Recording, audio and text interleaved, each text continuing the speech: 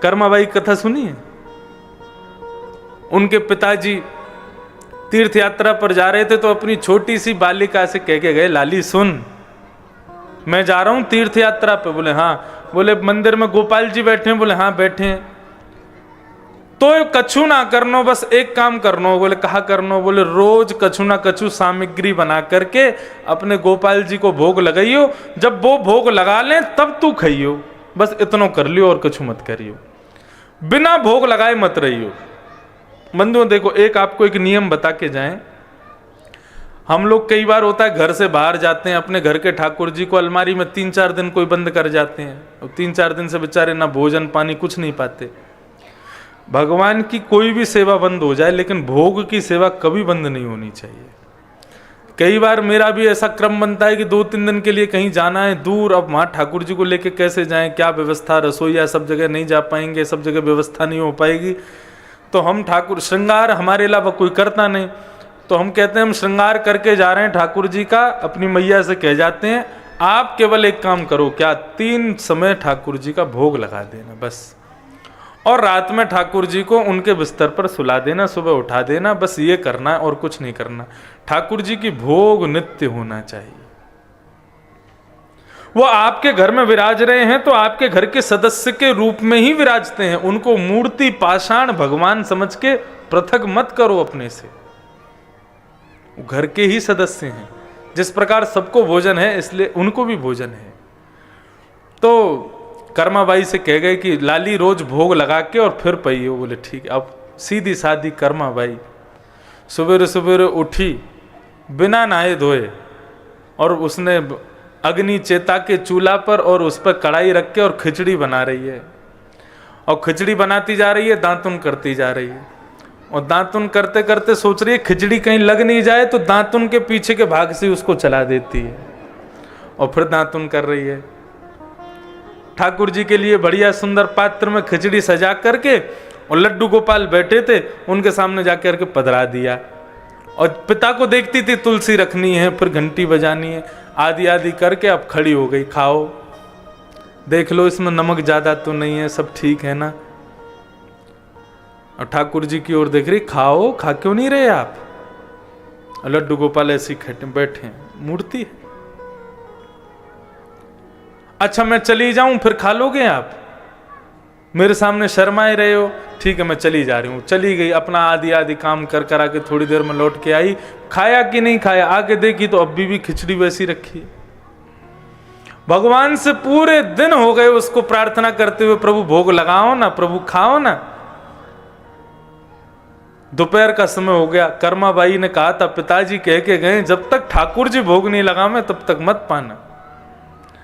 ठाकुर जी को पकड़ करके कहती है, इतने गोल मटोल होते जा रहे हो, यदि नहीं खाओगे तो तुम्हारे गाल पिचक जाएंगे, पतले हो जाओगे, और तुम पतले हो जाओगे तो बुरे लगोगे, तो फिर मैं पिताजी से कह के दूसरे गोपाल जी मंगवा लूंगी। ऐसी सरल भावना, ऐसी निष्काम भक्ति उसकी, इतने प्रेम से ठाकुर जी से मनोविनोद कर रही है। ठाकुर जी खुद को रोक पाए? नहीं रोक पाए। तुरंत जगन्नाथ भगवान प्रकट हो गए, और प्रकट होकर के कर्माबाई की खिचड़ी खाने लगे, उसके हाथ से पाने लगे। थाली भर के लाई खींचड़ो, ऊपर घी की बाट की, जीमो मारो शाम घड़ी, जमावे बेटी जाट की। थाली भर के लाई खींचड़ो, ऊपर घी की बाट की, जीमो मारो शाम घड़ी, जमावे बेटी जाट की। आप सब गुनावासी तैयार रहो, आज तो कृष्ण जन्म 12 बजे ही होगा। आज ना है, जल्दी भाव से गाओ। थाली भर के लाई खींचड़ो, ऊपर घी की बाट की, जीमो मारो शाम घड़ी, जमावे बेटी जाट की।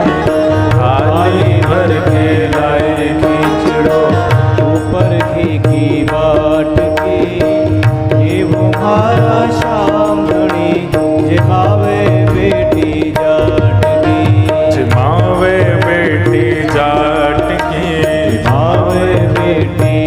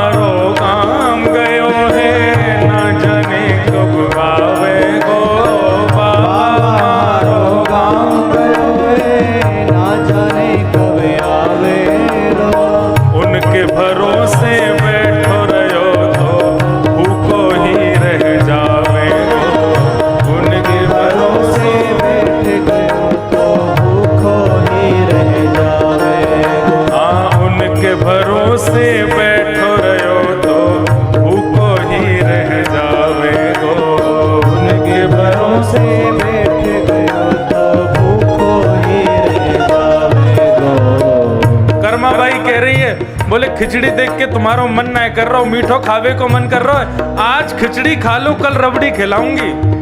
आज जमाऊं नाने खिचड़ो, काल राबड़ी घाट की, आज मो मारो शाम गणी, जमावे बेटी जाट की। थाली भर के लाई खिचड़ो, ऊपर की बाट की, जी मो मारो शाम गणी, जमावे बेटी जाट की, जमावे बेटी जाट की, मावे बेटी। भक्त वत्सल भगवान की।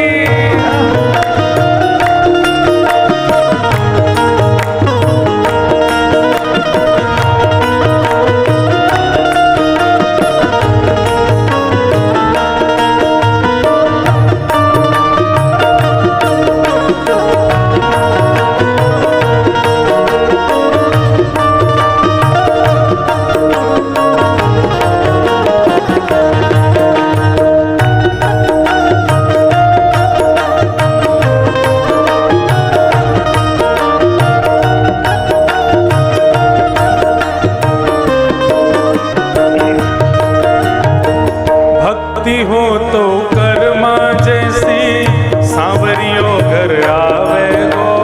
भक्ति हो तो कर्मा जैसी, सांवरियों घर आवे गो। भक्ति हो तो कर्मा जैसी, सांवरियों घर आवे गो।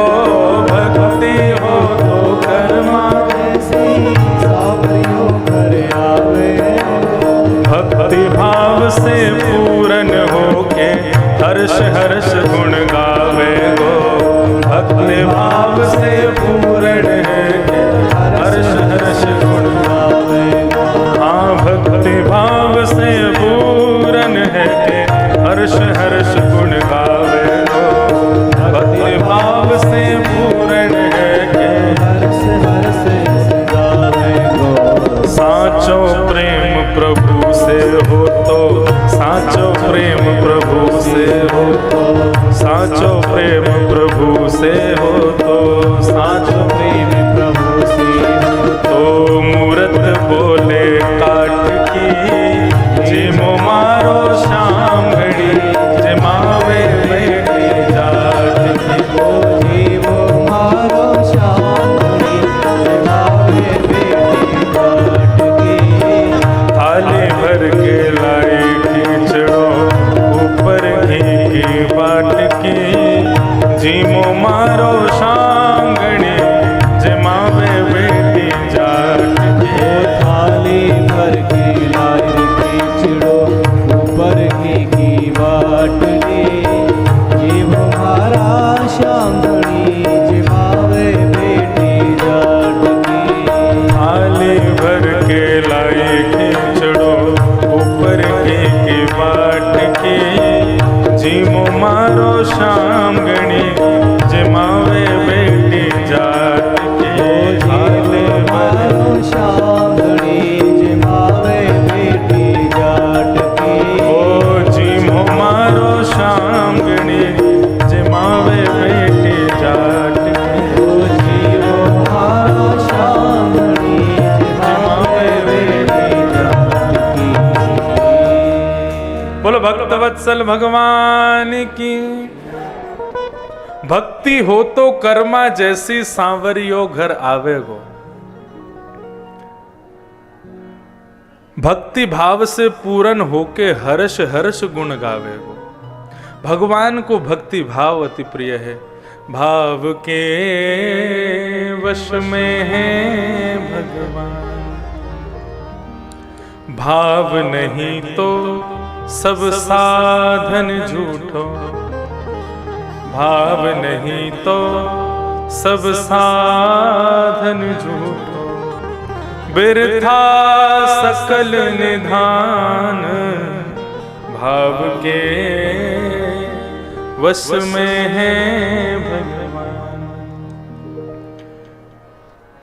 भाव नहीं तो भाव होए तो, भाव नहीं तो हर मंदिर में, भाव नहीं तो हर मंदिर में दीखत बस पाषाण, और भाव होए तो जित देखूं तित, दीखत सुंदर श्याम भाव के वश में है भगवान। भाव नहीं तो हर मंदिर में दीखत बस पाषाण, पत्थर ही दिखेगा, और भाव होए तो जित देखूं उतित दीखत सुंदर श्याम। परीक्षित जी महाराज को श्री सुखदेव जी कह रहे हैं कि तुम मुक्ति मांग रहे हो भक्ति को छोड़ के। अरे वही मुक्ति मांग रहे हो जो मुक्ति रावण कंस आदि राक्षसों को भी मिली है। क्या केवल उस मुक्ति की प्राप्ति के लिए भगवान ने तुम्हारी मां के गर्भ में आकर के तुम्हारी रक्षा की थी? अरे परीक्षित सोचो, कोई विलक्षण भाव विलक्षण भक्ति की स्थापना तुम्हारे द्वारा करवानी है, इसलिए भगवान ने तुम्हारी मां के गर्भ में आके रक्षा की। साधारण मुक्ति के लिए 7 दिन शेष हैं। यदि आज 7वां दिन होता ना, और यदि तुम्हारे सांस निकल रही होती, अंतिम क्षण तुम्हारा होता, तुमने इन 7 दिनों में कोई क्रिया नहीं की होती, अंतिम क्षण में भी यदि मैं आ जाता तो तुमको मुक्ति दे देता। लेकिन तुम्हारे जीवन के 7 दिन शेष हैं, उनके बारे में पूछो ना। तब परीक्षित महाराज के हृदय से मुक्ति की इच्छा खत्म हुई। तब उन्होंने कहा, समीचीनम वचो भगवन सर्वज्ञस्वत्ववानघ, तमो विशीर्यते मह्यं हरे कथयतः कथा। अब मुझे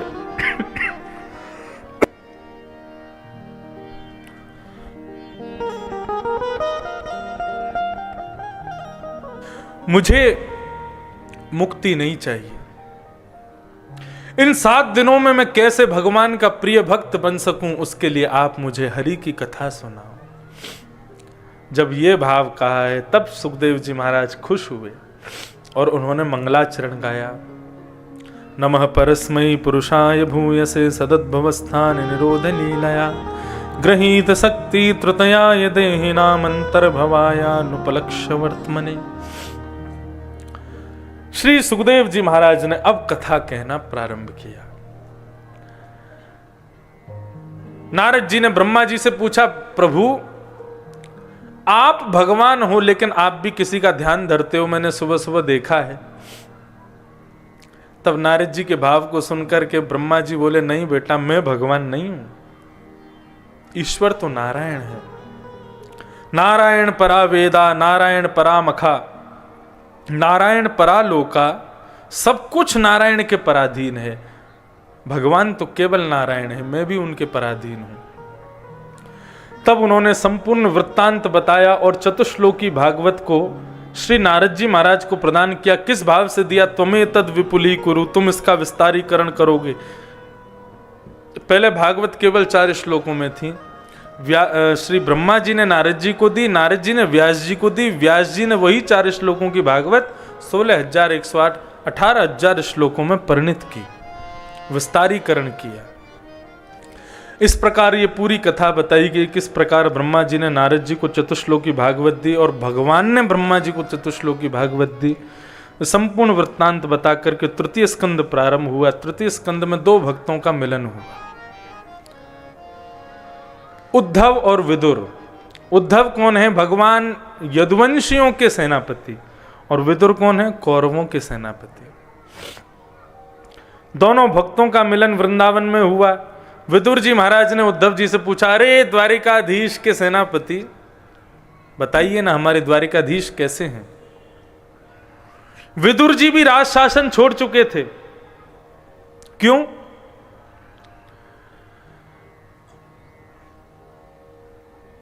भगवान शांति दूत बनकर के आए थे कौरवों के पास, और कौरवों से आकर के, दुर्योधन से आकर के भगवान ने प्रस्ताव रखा कि दुर्योधन, ये महाभारत युद्ध मत करवाओ। यदि ये महाभारत युद्ध होगा, कितनी माताएं विधवा हो जाएंगे, कितने बालक अनाथ हो जाएंगे, खून से बहेगी गंगा कितने वर्षों तक। मत करो ये युद्ध। हम कुछ नहीं चाहते, केवल 5 पांडवों को, कुछ नहीं तो भारत के छोटे छोटे 5 गांव दे दो, वो वहीं रह लेंगे, लेकिन युद्ध मत करो। लेकिन दुर्योधन ने कह दिया सुच्चग्रैव न दास्यामि बिना युद्धे न केशव, सुई की नोक के बराबर जमीन भी बिना युद्ध के नहीं दूंगा, युद्ध तो होगा। भगवान बोले ठीक है।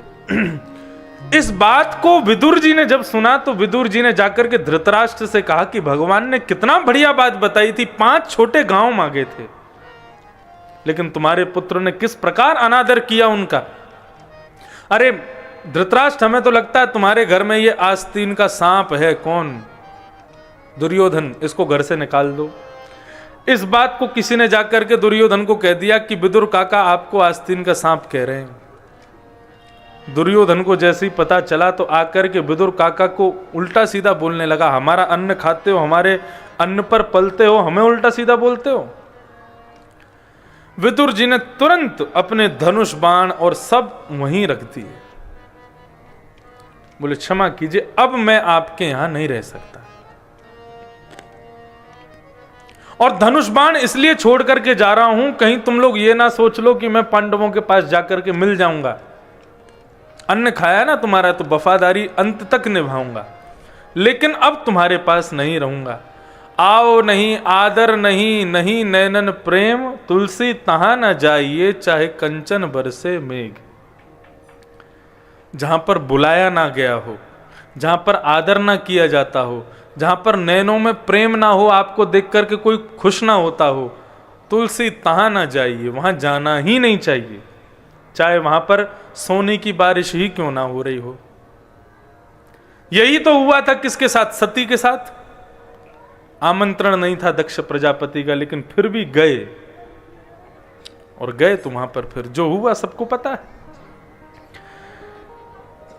विदुर जी महाराज ने तत्क्षण राज्य छोड़ दिया, वृंदावन में श्री उद्धव जी से मिले, उद्धव जी से पूछा, तब उद्धव ने बताया भगवान अपने स्वधाम चले गए, जाते जाते ज्ञान उपदेश करके गए भागवत धर्म का, और मैत्रेय मुनि को उन्होंने आज्ञा की कि तुम्हारे आश्रम पर मेरा प्रिय विदुर आएगा, उसको ये भागवत धर्म तुम सुना देना। मैत्रेय मुनि आपका हरिद्वार में इंतजार कर रहे हैं विदुर जी।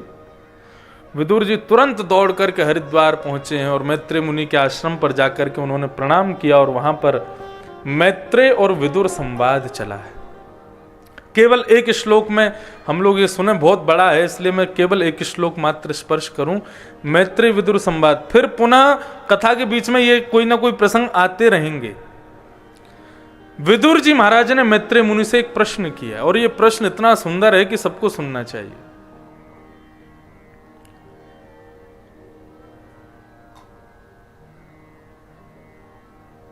सुखाय कर्माणि करोति लोको न ते सुखं वान्यदुपारं वा विन्देत भूयस्तद एव दुःखं यदत्र युक्तं भगवान् वदेन्न। विदुर जी महाराज ने प्रश्न किया है, संसार में प्रत्येक मनुष्य सुख की प्राप्ति के लिए कर्म कर रहा है, लेकिन क्या उसको सुख मिलता है? नहीं मिलता। सुख केवल अनुभव मात्र होता है। जब सुख की प्राप्ति के लिए कर्म किया गया तो फिर सुख मिलता क्यों नहीं है? भगवान ने इसका उत्तर दिया, सेयम भगवतो माया, ये मेरी माया है। यदि मानव को कर्म करने के बाद जो उसको चाहिए वो यदि मिल गया तो वो कर्म करना छोड़ देगा, आलसी हो जाएगा। इसलिए मैं सदैव उसको वो वस्तु देता तो हूं, लेकिन किसी ना किसी वस्तु का सदैव अभाव बना करके रखता हूं, ताकि उसको पाने के लिए वो कर्म में लगा रहे, करता रहे। वास्तव में सुख क्या है? सुख केवल एक इमेजिनेशन है, सुख केवल एक सोच है हमारी। वास्तव में सुख होता नहीं है। अब आपको क्या बताएं, शास्त्रों में ऐसा वर्णन है कि देवता अमृत पीते हैं, लेकिन जब हम लोगों को रसगुल्ला खाता और कचौड़ी खाता हुआ देखते हैं ना, तो देवताओं को हम पर घृणा होती है। राम राम राम, क्या खा रहे हैं?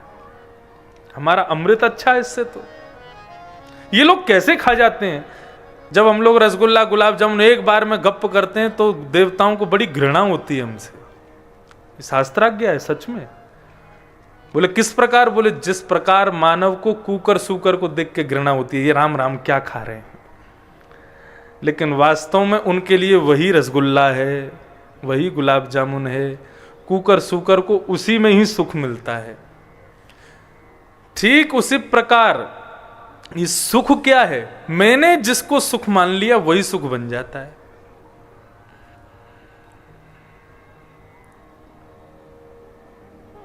ये पटका है, मुझे सुख दे रहा है, लेकिन जरूरी नहीं है यहां बैठे हर व्यक्ति को इससे सुख मिलेगा। किसी को नहीं भी मिलेगा, उसके लिए वो सुख नहीं है। तो सुख क्या है? सुख केवल और केवल एक सोच है हमारी। वास्तव में सुख होता नहीं है। हम जिसमें सुख अपने आप को मान लें, जिसमें सुखी खुद को समझ लें, उसमें सुख है, नहीं तो नहीं है।